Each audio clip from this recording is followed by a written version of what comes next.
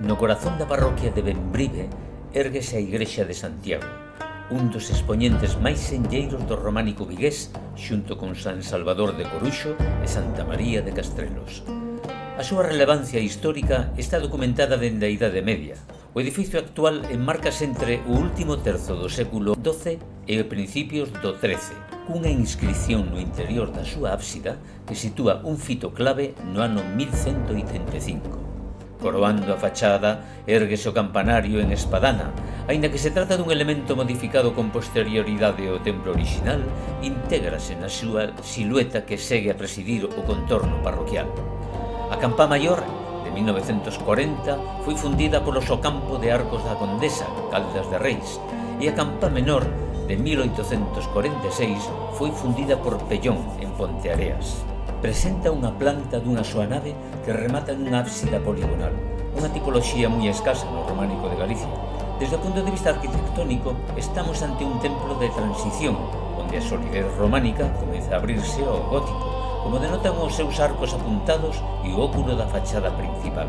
O conxunto complétase con 3 portadas, a occidental, decorada con motivos xeométricos, a norte, que conserva un tímpano con iconografía simbólica, e a sur, hoxe modificada, que mantén un elemento do seu acceso orixinal. A porta occidental é un dos elementos máis ornamentados do templo. Presenta un arco apuntado con 2 arquivoltas baquetonadas, a exterior decorada con hexapétalas inscritas en círculos e a interior con entrelazados. O conxunto enmárcase nunha chambrana de 6 filas de tacos. Estas arquivoltas descansan en 2 pares de columnas, destacando as interiores polo seu fuste entorchado. Os capiteis ofrecen unha rica iconografía con leóns e cuadrúpedes afrontados, así como con motivos vexetais e cordóns enredados. Malia a súa riqueza decorativa, carece do tímpano orixinal, conservando un de grande sobriedade. É unha peza clave do románico de transición vigués. A portada norte, situada entre 2 contrafortes, presenta un arco apuntado e unha chambrana con 7 filas de tacos e dentes de serra. A súa única arquivolta apóiase en columnas monolíticas, con capiteis decorados con follas picudas e cordón enredado. A peza clave é o seu tímpano, de complexo contido simbólico. Nel inscríbese un cadrado central con 2 cruces, unha dereita e outra de entrelazados, rodeadas de espirais e pequenos círculos de posible influencia castrexa. Este deseño singular converte nun dos elementos máis destacados do templo. A fachada sur, reconstruída sin respectar a traza orixinal, destaca polos seus potentes contrafortes e a dispersión de elementos románicos reaproveitados, hexafónicos e pezas historiadas. A porta primitiva foi sustituída por unha moderna que mutilou o valioso tímpano orixinal. Malia o dano, aínda se aprecia a enigmática figura dun animal, o Agnus Dei, que morde un entrelazado, motivo recorrente en todo o templo. A perda dos canzorros e a disposición errática da ornamentación evidencian unha reforma que alterou profundamente a armonía e a iconografía medieval deste mundo. Na cabeceira da igrexa, baixo unha cornixa moldurada, os canzorros amosan figuras xeométricas e outras historiadas, como figuras humanas e animais. Os canzorros xeométricos organízanse en variantes de formas de proa, con remates lobulados. Un capitel de columna con decoración vegetal de follas picudas enmarca esta ábsida poligonal.